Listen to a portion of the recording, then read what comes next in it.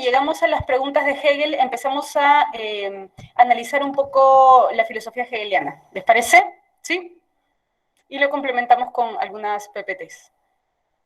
Ok, muy bien. Entonces, comencemos.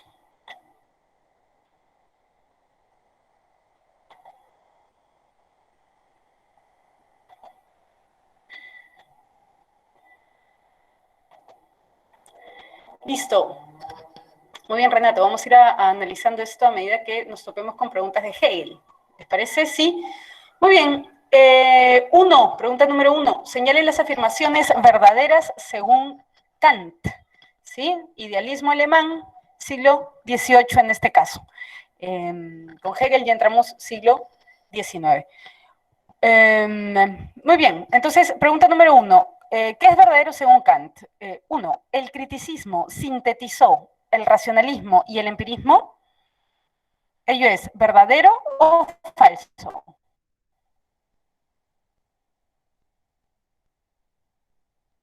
Verdadero, así es. Una síntesis, ¿no? Excelente. 2. Para Kant, ¿los objetos están constituidos por la razón? ¿Qué significa constituidos? Una palabra recurrente cuando llegan evaluaciones sobre Kant. Para Kant, los objetos están constituidos, creados, producidos por la razón. ¿Verdadero o falso? Así es, verdadero. Y 3. Solo conocemos por la experiencia y no por la razón. Esto lo podría aducir Kant. Solo conocemos por la experiencia y no por la razón.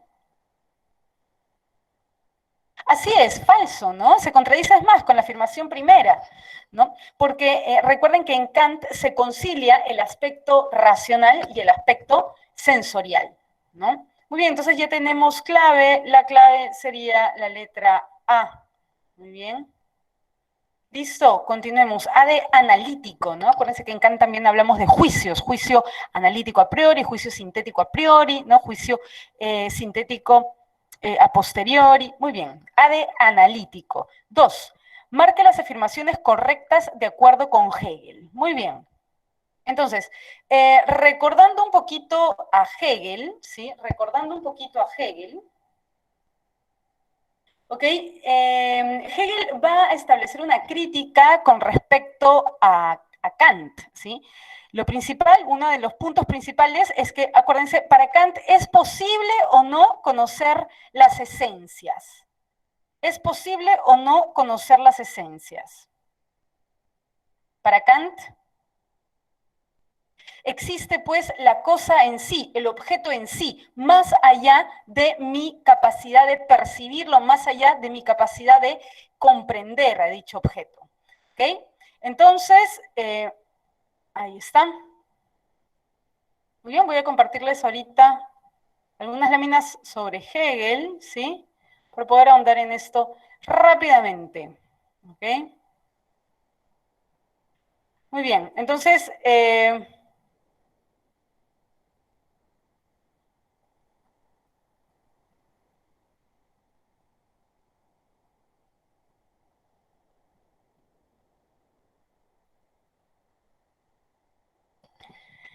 listo, ¿sí? Habíamos hablado brevemente algunas ideas sobre Hegel, la importancia que le dio a la dialéctica, ¿no?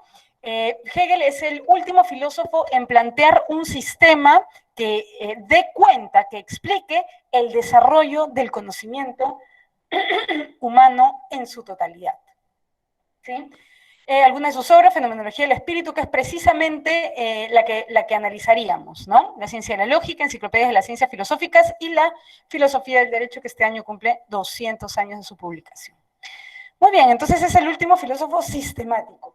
En la filosofía de la ciencia, en la fenomenología del espíritu, ya en la fenomenología del espíritu, Hegel va a proponer que el desarrollo es sumamente importante al momento de comprender el fenómeno del conocimiento. No tan solo debemos prestar interés por el producto, la respuesta científica final, sino que debemos comprender que esa respuesta científica final, ¿sí?, proviene de un proceso anterior, en donde las partes anteriores han sido igualmente importantes, ¿no?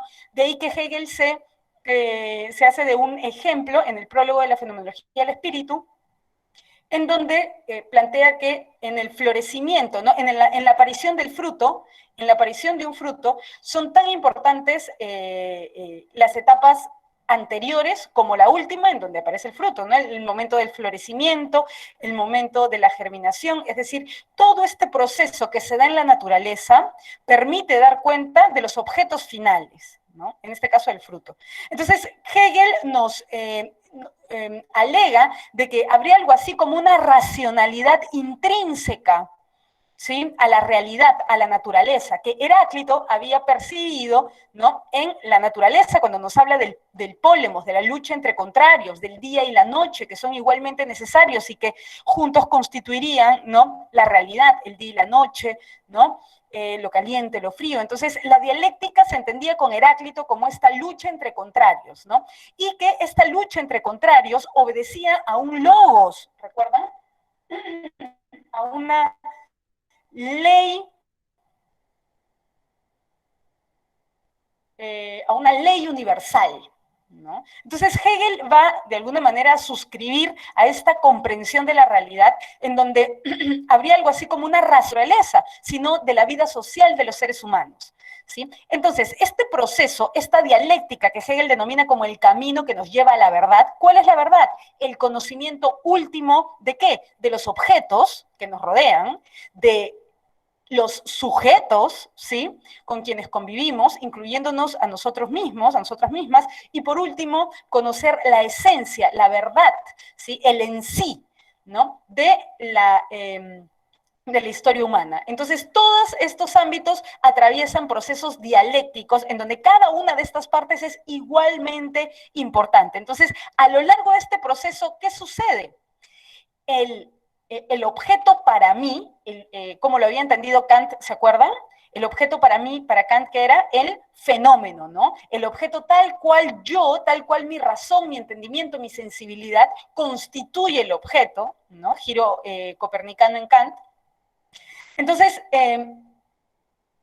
el objeto para mí, la cosa para mí, deviene, se transforma a lo largo de este proceso dialéctico en el objeto en sí. Es decir, si para Kant el ser humano no podía conocer esencias, más propiamente, si no podía conocer los noumenos, la cosa en sí, para Hegel todo lo contrario. Para Hegel sí podemos llegar a conocer las esencias, sí podemos llegar a conocer la cosa en sí, sí podemos llegar a conocer la verdad. ¿De qué? De los objetos que nos rodean, de los sujetos con quienes convivimos, ¿no? Quiénes somos finalmente y cuál es la esencia de la historia humana. La dialéctica está compuesta por tres momentos, ¿no?, que no necesariamente son tesis, antítesis, síntesis, pero que este esquema nos ayuda a comprender ese devenir, ese cambio, ¿no? Entonces, en un primer momento tenemos, por ejemplo, la dialéctica de la conciencia, en donde la conciencia a lo largo de la historia humana, porque la historia es sumamente importante para Hegel, la vida social es sumamente importante para Hegel, ¿sí? En la dialéctica de la conciencia, el ser humano puede llegar a conocer dialécticamente la esencia de los objetos, puede llegar a alcanzar una respuesta científica última de la realidad concreta. En la dialéctica de la autoconciencia, ¿sí?, el ser humano alcanza la verdad de la esencia de los seres humanos, la verdad del sujeto, ¿sí? Entonces, el primer momento, por decirlo de alguna manera, la tesis, la primera respuesta que damos es que el ser humano es un animal biológico, ¿no? Ese es en un primer momento de la historia explicábamos de esa manera la naturaleza de los seres humanos. Es un animal biológico con necesidades vitales.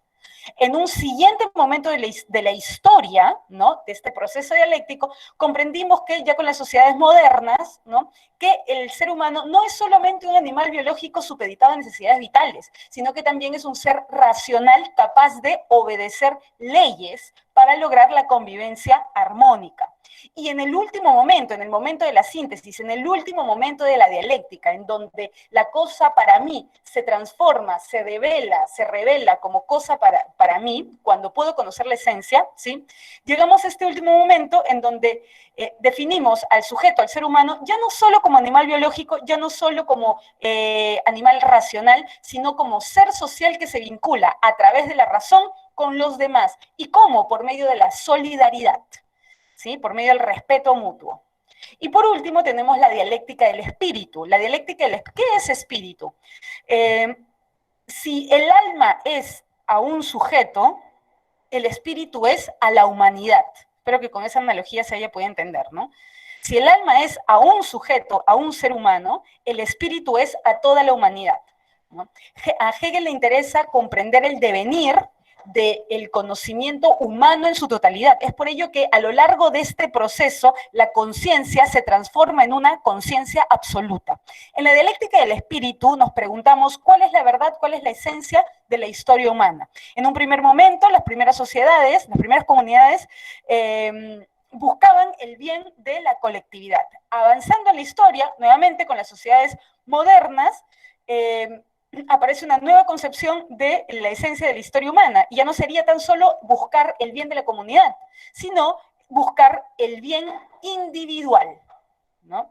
Y luego en un último momento, en una síntesis, en un último momento de este proceso dialéctico a lo largo de la historia, podemos definir que la verdad de la historia humana es que debemos reconocer, ¿no?, que el bien individual, ¿no?, se relaciona con el bien de la comunidad, ¿no?, que no podemos buscar el bien de la comunidad sin buscar el bien individual, ni tampoco podemos buscar el bien individual sin buscar el bien de la comunidad.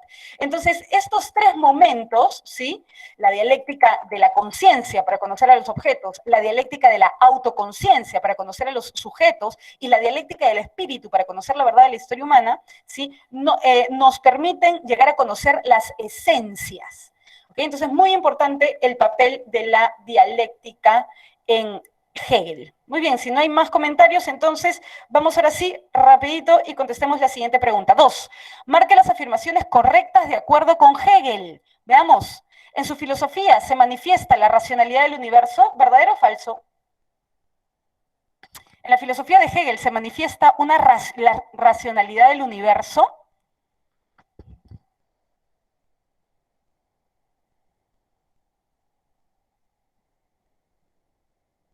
Así es, hay una racionalidad intrínseca a los procesos, es por eso que naturalmente podemos llegar a conocer las esencias.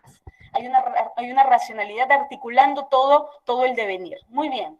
2. Buscó la oposición irreconciliable entre sujeto y objeto. Para Hegel, sujeto y objeto no se pueden reconciliar. Falso. Tan es así que en el último momento, en la síntesis, el sujeto puede llegar a conocer las esencias del objeto. Entonces, sujeto y objeto no son irreconciliables en lo absoluto para Hegel, ¿no? ¿Está quedando claro eso? Espero que sí. 3. Desechó la posibilidad de alcanzar un conocimiento total. ¿Verdadero o falso? Desechó la posibilidad de alcanzar un conocimiento total, Hegel. Falso, así es, falso. Muy bien, Eric. Desechó la posibilidad de alcanzar un conocimiento total. Él nos habla de una conciencia que deviene absoluta, de una capacidad de la humanidad para llegar a llegar a un conocimiento total, ¿no? Muy bien, excelente. Así que ya tenemos clave, verdadero, falso, falso, solamente ahí está, solamente la primera afirmación. Muy bien, C de ciencia. 3. Kant se preguntó, ¿qué es lo que podemos valorar, juzgar, conocer, juzgar o conocer? Ahí está. ¿Qué es lo que podemos valorar, juzgar o conocer? Según Kant, sí. Rápidamente, a ver, Kant se preguntó, ¿qué es lo que podemos conocer? Así es, dadas nuestras limitaciones espirituales. nuestras limitaciones cognoscitivas, ¿no? Relativas al conocimiento. Excelente, muy bien. E de enciclopedia. 4. Hegel planteó, ¿qué planteó Hegel? Con el objetivo de contener, Hegel planteó un sistema teórico, una teoría práctica, el sistema de la ciencia. ¿Qué fue lo que Hegel planteó?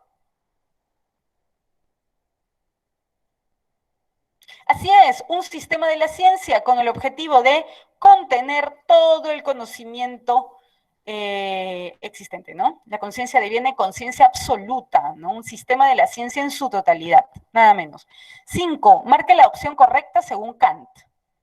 Veamos, muy bien, Sandra, así es, Gabriel. Vamos con la 5. Marque la opción correcta según Kant. El fenómeno es incognoscible y lo noumeno es cognoscible. Falso, ¿no? Claro, falso. ¿Cuál sería la clave en la número 5? A ver, B, el giro copernicano consiste en que el sujeto capta las esencias. Falso, el giro copernicano precisamente consiste en que el sujeto no tiene acceso a los noúmenos. C, nos dice Renato, veamos, las formas a priori de la experiencia son el espacio y el tiempo. Así es. Recordemos que Kant concibe al ser humano, la capacidad de conocer humana, la capacidad cognoscitiva humana a partir de 3 instancias: sensibilidad, entendimiento y razón. La razón tiende a las ideas trascendentales, ¿no? Libertad, Dios. El entendimiento está limitado por 12 categorías, fuera de las cuales no podemos llegar a aprehender la realidad, a abstraer la realidad. Y finalmente tenemos la sensibilidad, que para Kant presenta 2 estructuras a priori, 2 formas a priori. ¿Por qué a priori? Porque están en nuestra sensibilidad antes de toda experiencia, ¿sí? A priori, y además sí, configuran todo lo que vamos experimentando. No podemos percibir la realidad fuera del espacio del Hegel. En la síntesis dialéctica, ¿ok? En la síntesis dialéctica. Recordemos en Hegel que los comentadores de Hegel comprendieron esta dialéctica a partir de 3 momentos, ¿no? Tesis, momento de la afirmación; antítesis, momento de la contradicción; y síntesis, momento en el que se sintetizan, ¿no? Se sintetizan, se agrupan, se reconcilian todos los momentos anteriores. Muy bien, veamos la 6, la C, Jesús, sí, a ver, veamos, de acuerdo con Hegel, a ver, la E nos dice Sandra, de acuerdo con Hegel, en la síntesis dialéctica, el o esencia, veamos, ¿cuál es la esencia? ¿Cuál es el otro nombre que tienen las esencias? Para sí, fuera de sí, fenómeno en sí o noumeno. Para Hegel, Hegel nos habla de noúmenos. Recordemos que la esencia no puede ser, Gabriel, el para sí. El para sí puede sonar un poco complejo esta traducción, pero en realidad lo único que quiere decir es que un objeto para sí es el objeto tal cual aparece ante mí, ante mis limitaciones. Cuando decimos el objeto para mí, para sí, es el objeto tal como mi razón, mi entendimiento, mi sensibilidad lo ha constituido, ¿no? Entonces, cuando hablamos de esencia, no hablamos del para sí, así es, muy bien, hablamos de el en sí o esencia, se muestra el sujeto convirtiéndose en para sí. ¿Y cómo? A través del devenir, del cambio, del proceso dialéctico histórico. 7. Kant distingue 2 tipos de juicios por la relación entre sujeto y predicado. Recordemos, ¿qué es un juicio? Es un enunciado que posee sujeto y predicado. ¿Cuántos tipos de juicio hay?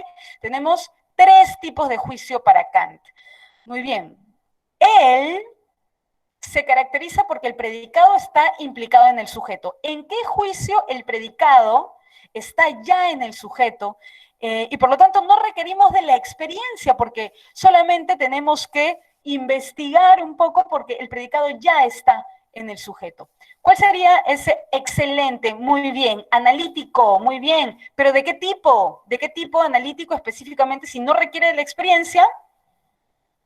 Muy bien, veamos. A ver.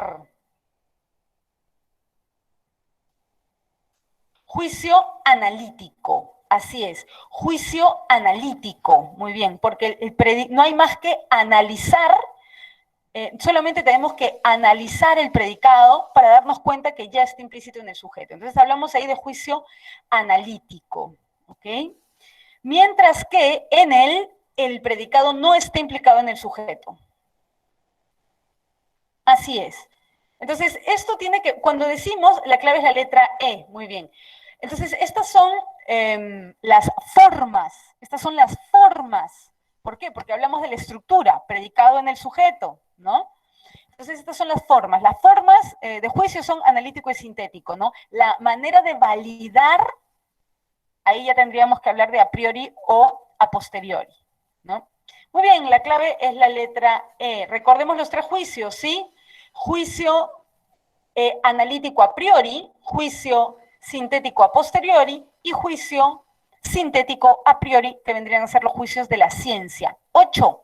Kant sostuvo que no se puede conocer el noumeno, pero Hegel sostiene que Kant se contradice porque... ¿Por qué? Porque el fenómeno se conoce y el noumeno no es posible.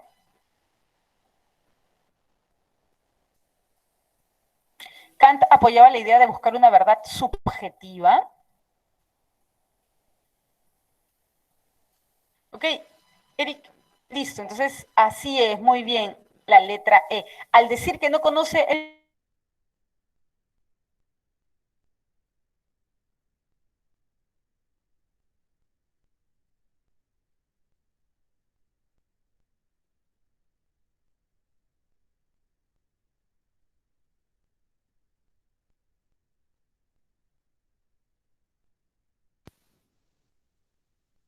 Ahí ya me logran escuchar. Confirmación, por favor. Ok, muchas gracias, Paola. Muy bien, continuamos. Gracias ahí a todos, a todas por la confirmación. Sigamos con la última, penúltima. Sí, de acuerdo a la síntesis de la dialéctica del espíritu, señala lo correcto. Recuerden, dialéctica de la conciencia, conocemos los objetos. Dialéctica de la autoconciencia, conocemos a los sujetos. Y en la dialéctica del espíritu, ¿qué era lo que conocíamos?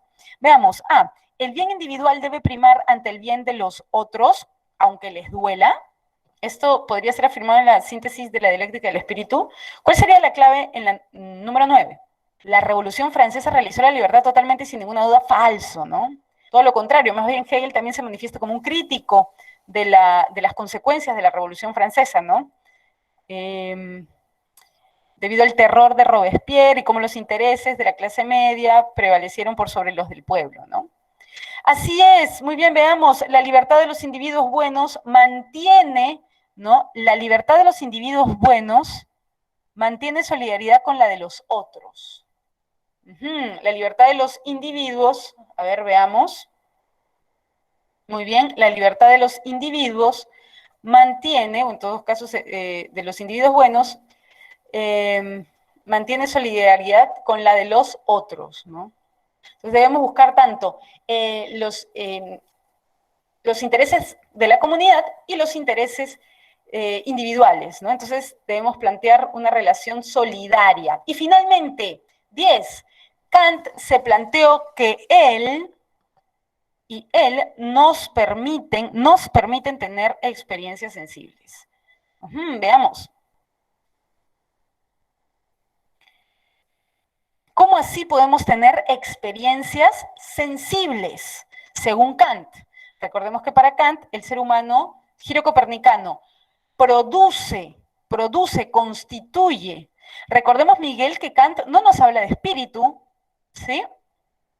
Entonces, cuando hablamos de Kant, hablamos de el sujeto comprendido, el sujeto cognoscente comprendido a partir de tres instancias, nuevamente, sensibilidad, entendimiento y razón.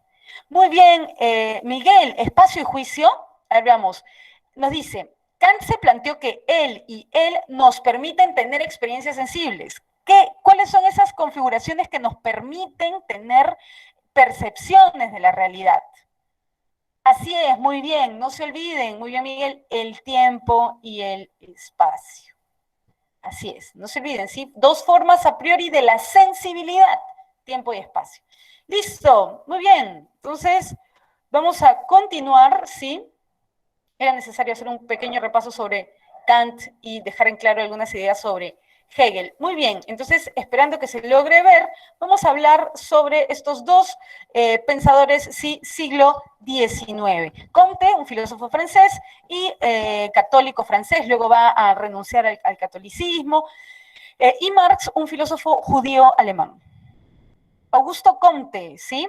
Con Augusto Comte vamos a hablar del positivismo, ¿sí? Así se denomina esta corriente filosófica. Ojo, el positivismo no tiene nada que ver con la nueva acepción que circula por ahí, que considera que el positivismo es tener una actitud positiva o una actitud optimista frente a la realidad. No, en filosofía el positivismo es una corriente filosófica que surge en el siglo XIX con Augusto Comte y que apuesta por un conocimiento concreto, observable, positivo de la realidad. Comte va a abogar por un conocimiento científico y para ello requerimos de la observación y por lo tanto solo podemos cuando podemos observar estos objetos, ¿no? Estamos realizando una investigación por vía positiva, porque podemos establecer una experiencia, podemos experimentar, percibir estos objetos. Me voy a permitir hacer una relación, por ejemplo, en teología, ¿no? En Edad Media, el concepto principal era el análisis de la existencia de Dios, ¿no? Poder demostrar la existencia de Dios, o en todo caso, el análisis en torno al concepto de Dios. Muchas veces se analizaba en teología, ¿no? Por vía negativa. ¿Qué quiere decir? Ya que no podemos observar, ya que no podemos percibir, experimentar a esta entidad denominada Dios, entonces debemos tratar de caracterizar a esta entidad por vía negativa, es decir, aduciendo todo aquello que no podría ser, ¿no? Dios no podría ser finito, Dios no podría ser temporal, Dios no podría ser limitado, ¿no? Entonces, un poco para que se logre plantear, ¿no? El positivismo, en todo caso, aboga por el carácter observable, experiencial de los objetos, un conocimiento científico positivo, real, palmario. Y por lo tanto va a ser sumamente importante reclasificar a las ciencias, entender las ciencias dentro de su relación, ¿no? No como compartimentos estancos aislados las unas de las otras, sino como toda una estructura que nos va a hablar de la ley de los tres estadios o de los tres momentos por los que atraviesa la humanidad en vistas a este último momento, porque para Comte la historia progresa. La humanidad progresa a lo largo de la historia. Eso tiene que ver un poco con lo que estábamos viendo en Hegel, ¿no? Y por último, Comte va a plantear una religión. Comte no solamente plantea una corriente filosófica, el positivismo, que aboga por un conocimiento científico, sino que también propone una religión positiva. La sociedad que vive Comte es una sociedad francesa del siglo XIX completamente fragmentada, en donde lo que Comte busca es la reconstrucción de esta sociedad.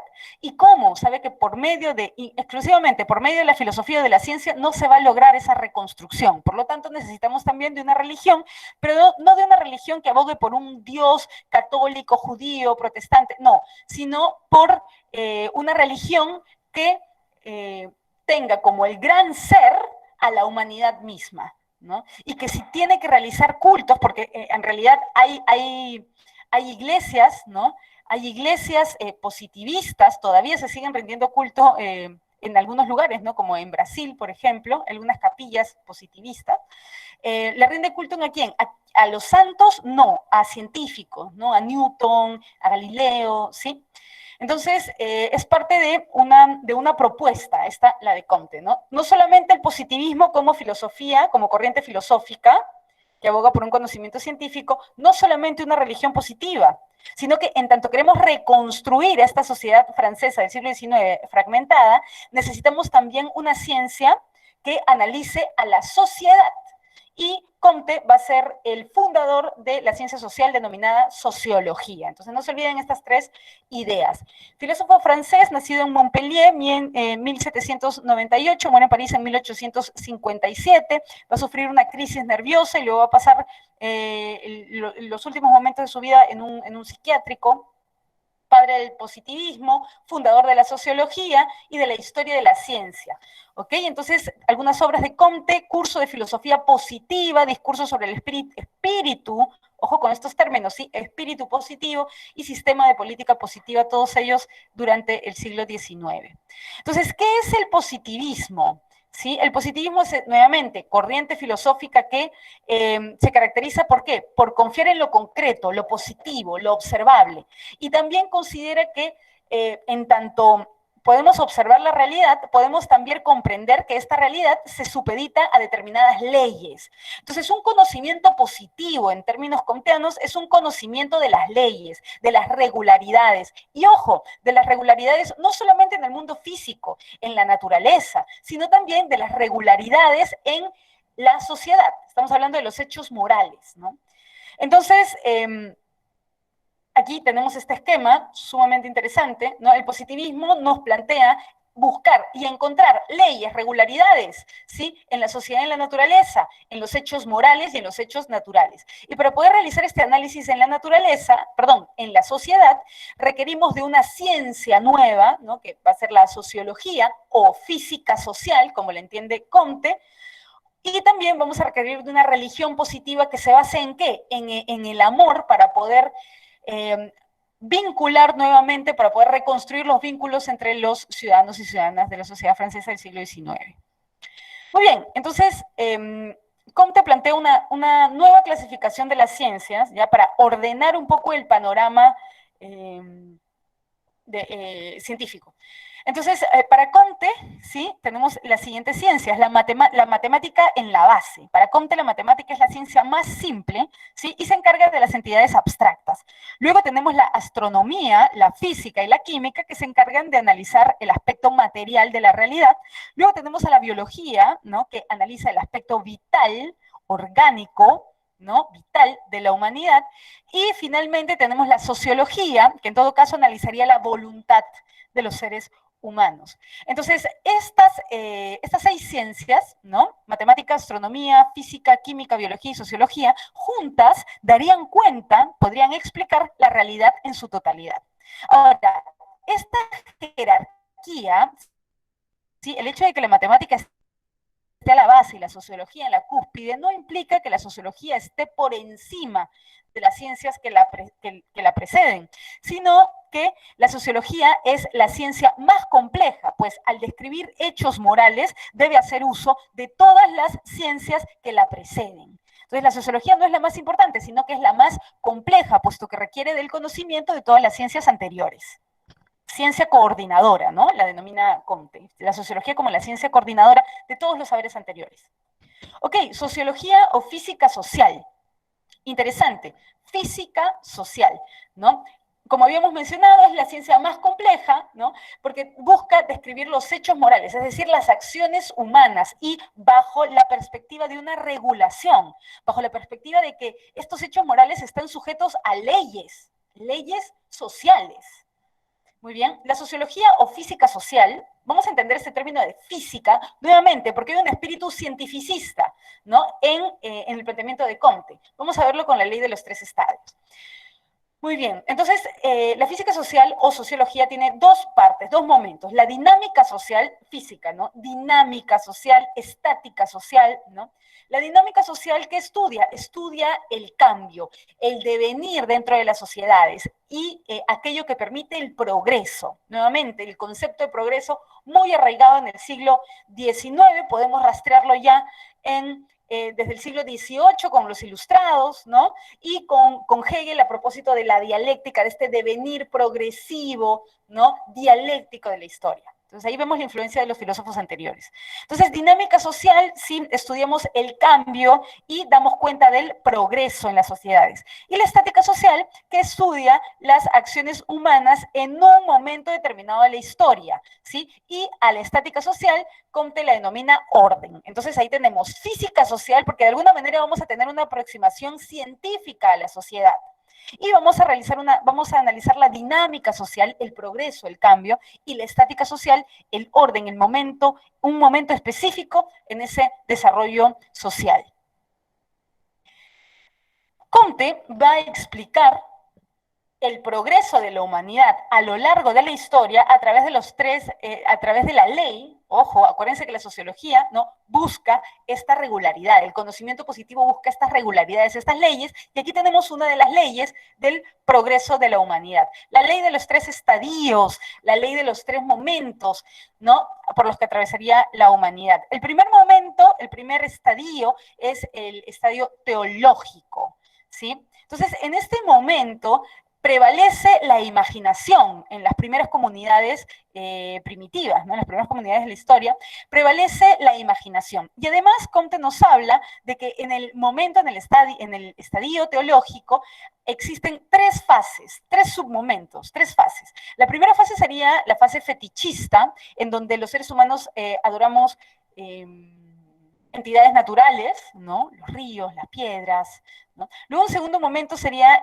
la fase, dentro del estadio teológico, sería la fase ya no fetichista, sino la fase politeísta, en donde los seres humanos van a profesar religiones que dan culto a múltiples dioses. Y por último, tenemos la fase monoteísta, en donde finalmente la humanidad aboga o cree en un solo Dios. Pero luego seguimos progresando a lo largo de la historia, acuérdense, dinámica social, ¿no? Y llegamos a un segundo estadio, que es el estadio metafísico. En este momento ya no prevalece la imaginación, sino que prevalece la especulación. Y aquí hablamos de una sociedad filosófica, ¿sí? Pero una sociedad que realiza metafísica, ¿no? Pero que debemos ir más allá, pues para Comte la humanidad debe continuar con su proceso dinámico. Y finalmente llegaríamos, según Comte, al estadio positivo, ¿no?, o científico, en donde prevalece ya no la imaginación, como en el estadio teológico, ni tampoco la especulación, sino que en el estadio positivo prevalece la experimentación. Entonces hablemos de una sociedad positiva, de una sociedad científica. ¿Okay? Por último, la religión positiva para Comte sería esa tercera herramienta que ayudaría a la reconstrucción de la sociedad francesa del siglo XIX. Entonces, para Comte, esta religión se basa en el amor al prójimo, al próximo, ¿no? Y este Dios, el Dios de la religión positiva, no sería pues un Dios judío, un Dios católico, no, sino que sería la humanidad misma, sería este gran ser. Muy bien, entonces de esta manera, ¿no?, ahí como figura aquí nos dice, con la religión positiva se borran las diferencias entre individuos y se forma una comunidad universal. Ojo, que vive bajo leyes positivas, porque ya tenemos también la herramienta de la sociología que ha logrado entrever las regularidades en la sociedad, en los hechos morales. Entonces, espero que se haya comprendido un poquito lo de Comte. ¿Hay alguna pregunta con respecto a Comte?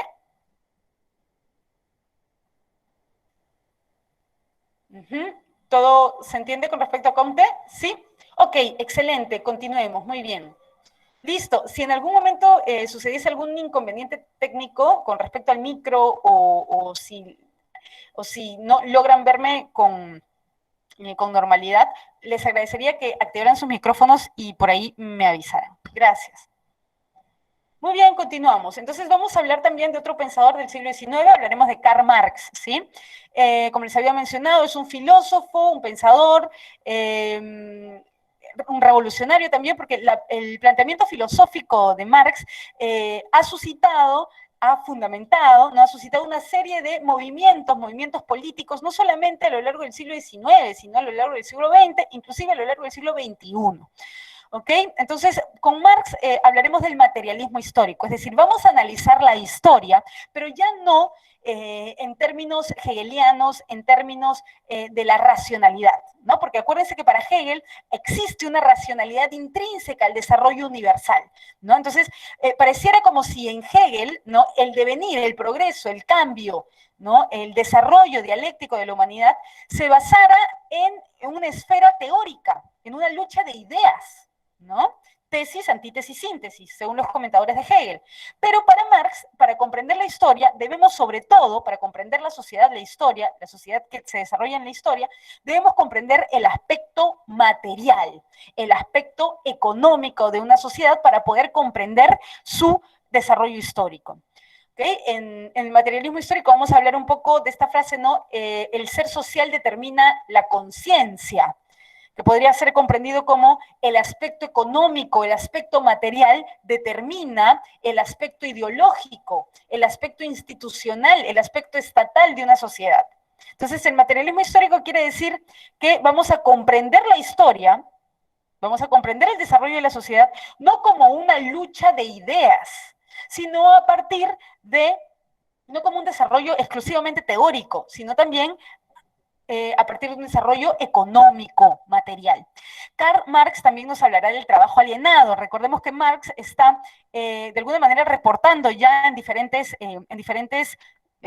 medios de comunicación, algunas revistas, ¿no? Tratados, ensayos, manifiestos, está analizando las consecuencias de la primera revolución industrial, ¿no? De las revoluciones industriales, y está dando cuenta de esos efectos que tienen sobre la naciente clase obrera, ¿no? Entonces, cuando hablamos de trabajo alienado, ¿qué significa alienación? El término alienación no es propio de Marx. El término alienación podemos también relacionarlo con el filósofo danés Søren Kierkegaard. ¿Qué significa alienación? Alienación significa perder la esencia, ¿no? Por ahí, si alguna vez han leído el cuento este de Ribeiro, ¿no? Alienación.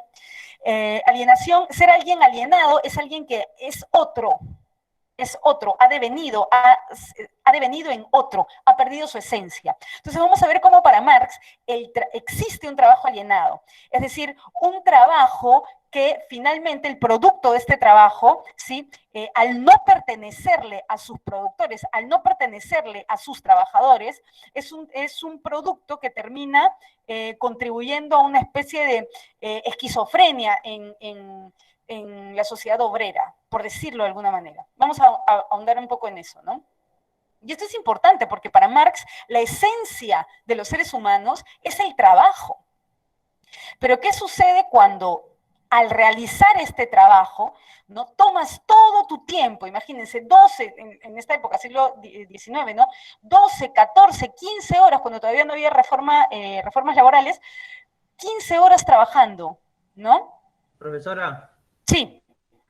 Marx es de la plusvalía del excedente económico que no se paga al trabajador.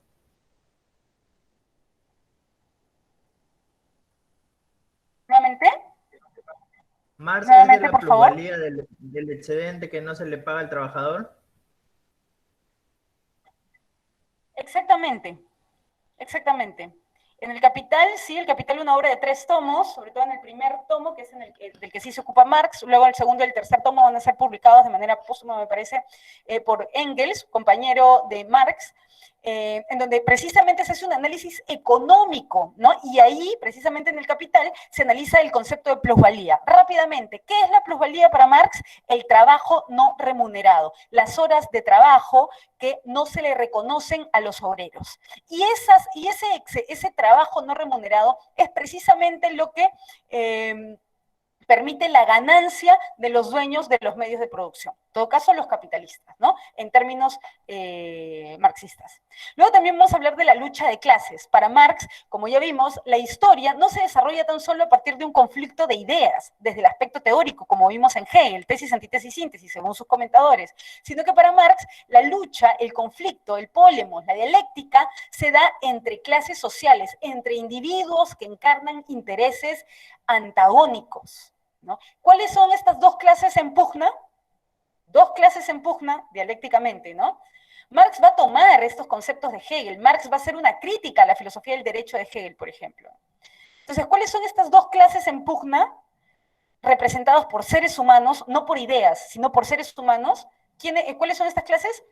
El proletariado, ¿no? La clase obrera, asalariada, y por otro lado, la clase capitalista, dueña de los medios de producción. Muy bien, siempre dentro de qué? Del desarrollo histórico del siglo XIX. ¿Okay? Y finalmente vamos a hablar un poco de la filosofía de la historia, cómo Marx comprendía el devenir de la historia y hacia dónde tendería la historia. Marx nace en Trèveris, 1818, muere en Londres, Inglaterra, completamente pobre, ¿no? Exiliado en 1883. Como les mencionaba, ¿no? Su repercusión filosófica no solamente se limita al ámbito de la filosofía, ¿no? Sino también de las ciencias sociales, de la economía. Hablamos de la corriente filosófica propuesta por, bueno, inaugurada a partir de Marx, ¿no? El marxismo. Aunque hay múltiples interpretaciones de Marx. Marx es uno de los filósofos más leídos, más comentados, más criticados, más estudiados, ¿sí? Entonces hay múltiples interpretaciones del marxismo. Es más, inclusive se dice que hay tantas interpretaciones de la propuesta filosófica marxista que podría aducirse que el mismo Marx no sería marxista, ¿no? Para poder entender la multiplicidad de interpretaciones. Muy bien, entonces, lo que les mencionaba a inicio, ¿no? Entonces, la repercusión de Marx no solamente se limita al ámbito filosófico teórico, sino también al ámbito social histórico, en su influencia en diferentes movimientos revolucionarios a lo largo del siglo XIX, XX y XXI. Obras principales de Marx, crítica a la filosofía del derecho de Hegel, importante, ¿sí? Pero va a tomar también conceptos de Hegel, ¿no? Esta comprensión de la dialéctica, pero además Marx va a ir mucho más atrás, va a analizar a los presocráticos, Marx va a tener una tesis doctoral sobre la filosofía de Epicuro y Demócrito, ¿sí? ¿Se acuerdan de escuelas helenístico-romanas? Epicuro, el tetrafármaco, ¿sí? No le temas a los dioses, no le temas a la muerte, el placer es fácil de conseguir, el sufrimiento es fácil de evitar, ¿sí? Y también va a leer a Demócrito, ¿no? Demócrito, ¿se acuerdan? La escuela atomista, presocráticos pluralistas, ¿no? Comprender la realidad a partir de los átomos, del aspecto material. Entonces, ahí también debemos rastrear un poco las influencias de Marx. Marx se va a interesar mucho en la filosofía, pero por influencia de su padre, él va a estudiar jurisprudencia. Muy bien, otras obras, manuscritos económicos filosóficos, y hay una serie de libros, ¿no? Que él va a escribir conjuntamente con, aquí tenemos quién es, sí, Friedrich Engels, ¿sí? El padre de Engels me parece que era banquero, entonces Engels va a poder, Engels va a entablar también amistad con Marx, y de alguna manera los dos van a estructurar, ¿no? esta propuesta filosófica, esta crítica teórica, ¿no? Filosófica, social, histórica. Libros escritos conjuntamente, la ideología alemana, el manifiesto comunista, ¿sí? Y bueno, el Capital, como les mencionaba, ¿no? Entonces, en el manifiesto comunista sí que es bastante, que es una obra de ambos, ¿no? ¿Qué es lo que se busca? Lo que están buscando aquí es exhortar, ¿no? Exhortar, ¿no? A los proletarios, a los obreros, siglo XIX, del mundo, ¿sí? A levantarse en contra de la opresión económica, ¿sí? Del robo sistemático, ¿no? De esta explotación que viven, no solamente en Inglaterra, no solamente en Alemania, sino en otros lugares, ¿no? Entonces, el manifiesto comunista es una exhortación a qué? A un levantamiento internacional en contra de estas estructuras de explotación. Materialismo histórico, como les mencionaba, una frase importante, ¿sí? El ser social determina la conciencia. ¿Qué significa esta frase? Bueno, aquí tenemos este mapita, ¿sí? Y aquí la sociedad es comprendida por Marx, por Engels también, como un conjunto, ¿no? De dos aspectos. Una infraestructura y una superestructura, ¿ok? ¿Qué es la infraestructura en la sociedad? ¿Qué es esta parte de la infraestructura en la sociedad? Bueno, son las relaciones de producción, las relaciones entre trabajadores y empresarios, ¿no? Entre obreros y empresarios, productores y propietarios, ¿no? Infraestructura. Además, también las fuerzas productivas, ¿no? Las máquinas y los trabajadores y trabajadoras. Muy bien, entonces, la infraestructura, ¿qué implica? Las relaciones de producción en el ámbito económico, ¿sí? En el ámbito laboral, económico, y las fuerzas productivas implicadas, las máquinas y la clase obrera. Por otro lado, tenemos la superestructura, este es otro aspecto de la sociedad, ¿sí? Conformado, ¿por qué? Por la ideología, por ejemplo, ¿no? Superestructura serían los medios de comunicación, ¿no? ¿Qué es lo que enseñan en las escuelas? ¿Qué religión está por encima de otras? ¿No? También el Estado, quiénes son los jueces que integran el aspecto el poder judicial de cada estado, ¿no? Las cárceles, el ejército, las leyes, la policía, la orientación que tiene la policía, las leyes, el ejército, la orientación de la sociedad, la mentalidad de una sociedad vendría a ser para Marx la superestructura. Entonces, esta es la manera como comprendemos la sociedad, ¿no? A partir de un aspecto, ¿no? La infraestructura, el aspecto económico, y la superestructura, el aspecto ideológico, lo que tiene que ver con las ideas, con la concepción de los seres humanos que integran esa sociedad. Entonces, debemos comprender aquí, ¿cuál es el ser social? Ser social refiere a qué? A la infraestructura. ¿Ok? El ser social refiere a la infraestructura, al aspecto económico y a las relaciones sociales entre estos dos agentes económicos, ¿no? Productores, propietarios, máquinas, trabajadores. Entonces, ese es el aspecto económico, es el ser social, es la infraestructura. Mientras que la superestructura es la conciencia, es la ideología, es la orientación que tiene el Estado para plantear sus políticas económicas, ¿no? Extractivistas y demás. Entonces, ¿qué es lo que nos plantea el materialismo histórico?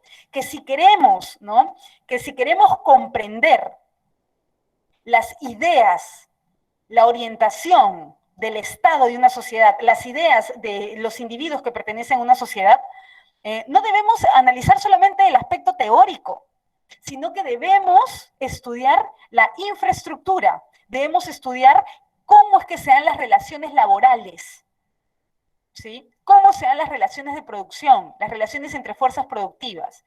Entonces, cuando decimos el ser social determina la conciencia, quiere decir la economía, las fuerzas productivas, las relaciones laborales determinan la conciencia, la mentalidad, las ideas, la ideología, la orientación de los estados de dichas sociedades. ¿Queda claro más o menos qué es el materialismo histórico? Para comprender la ideología, la orientación de una sociedad, el ámbito teórico, no debemos ceñirnos al ámbito teórico, no es solamente una dialéctica de ideas, sino que también debemos atender al aspecto material, a la economía de dicha sociedad, a la infraestructura. Espero que se entienda esa parte. ¿Todo claro? ¿Sí?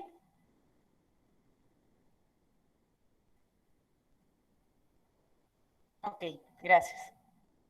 Listo, continuemos, ¿no?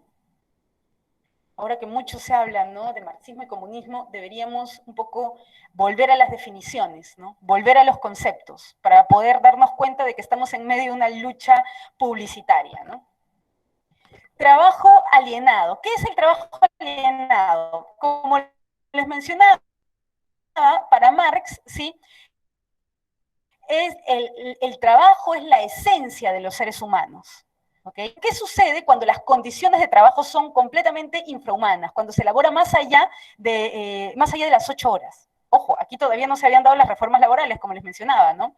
Entonces, ¿qué sucede en este proceso? Cuando un ser humano le dedica la mayor parte de su tiempo diario a producir un objeto que finalmente no le pertenece, porque ese objeto que produce es una mercancía, es decir, es un objeto que va a ser intercambiado por dinero, ¿sí? Entonces, cuando este ser humano dedica todo su tiempo, dedica su vida, ¿no?, a producir objetos, mercancías que finalmente no le pertenecen, pasamos por un momento de extrañamiento, de pérdida de esencia, pérdida de identidad, ¿no? Entonces, a ver, remitiéndome aquí un poquito algunas citas, en la economía capitalista, el trabajo del proletariado es dirigido a producir mercancías. ¿Qué es una mercancía? ¿Sí? Un producto, ¿no? Un producto, un objeto que es intercambiable por dinero, ¿no? Entonces, aquí nos dice, ¿no?, sus capacidades productivas se materializan en cosas que no le pertenecen, ya que las mercancías pertenecen a quien las compra. Muy bien, esto ya lo habíamos mencionado. Entonces, se da una doble alienación, en realidad, para Marx. El producto, ¿no?, el producto del trabajo, ¿no?, no le pertenece, ¿sí?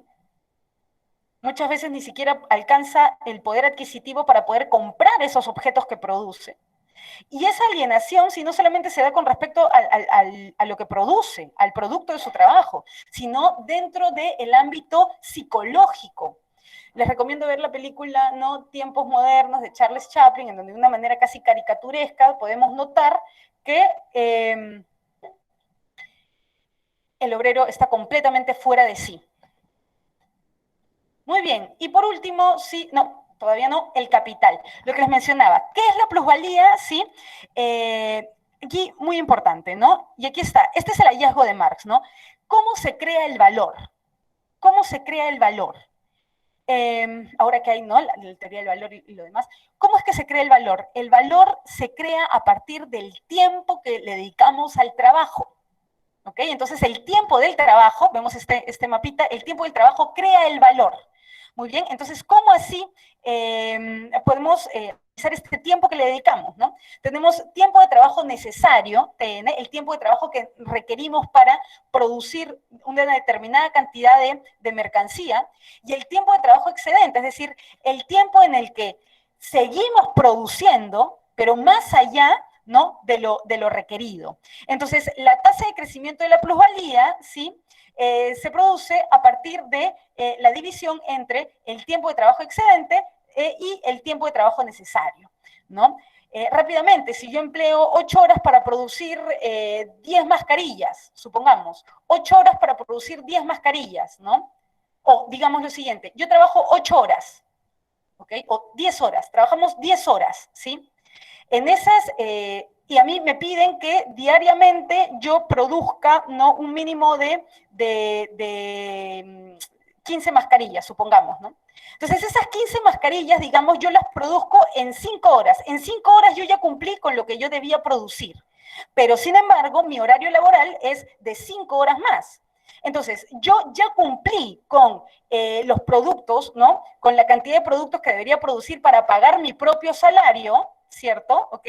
Pero yo voy a continuar trabajando. Y esta continuación del trabajo es precisamente el tiempo que no se me paga, el tiempo que no se me está pagando. Entonces, ¿qué es la plusvalía para Marx? Es el trabajo que no está siendo remunerado y por lo tanto la ganancia del capitalista, de los dueños de producción, se genera a partir de qué? De trabajo no pagado, ¿no? Entonces, sumamente importante esta noción de plusvalía, ¿no? De excedente, de ganancia. ¿Cómo se genera la ganancia? Cuando hay un periodo de tiempo que no se le está remunerando al trabajador. Finalmente, sí, con Marx comprendemos la lucha de clases como la lucha entre dos clases específicas, el proletariado y la clase capitalista, ¿no? Los proletariados, los proletarios, los obreros, no son dueños de los medios de producción, pero sí son dueños de la fuerza de su trabajo, ¿no? Y exigen que el valor de aquello que producen. Por otro lado, tenemos a la clase capitalista, que no es dueño de la fuerza de trabajo, ¿sí? No emplea ese esfuerzo, sino que el capitalista simplemente es dueño de los medios de producción y también exige el valor producido. Entonces, el conflicto o lucha radica en que cada clase, proletario o capitalista, aboga por sus propios intereses. Finalmente, Marx considera que la historia de la humanidad es el desarrollo de las relaciones de producción, es decir, la historia de la humanidad es la historia de la lucha de clases. En primer lugar, en la etapa esclavista, ¿no? Esta etapa de baja producción en la cual no existen sujetos libres ni iguales, ¿no? Con la propiedad privada, ¿no? Aparece con la propiedad privada. Luego tenemos el momento donde tenemos, ¿no? ¿Quiénes luchan aquí? ¿Quiénes luchan en el momento del esclavismo? Esclavos y hombres libres. Luego, en otro periodo, en el feudalismo, ¿quiénes luchan? Los siervos con respecto a los amos, a los dueños de las tierras. Y finalmente, en el capitalismo, ¿no? ¿Quiénes luchan? Luchan proletarios, asalariados y dueños de los medios de producción. Muy bien.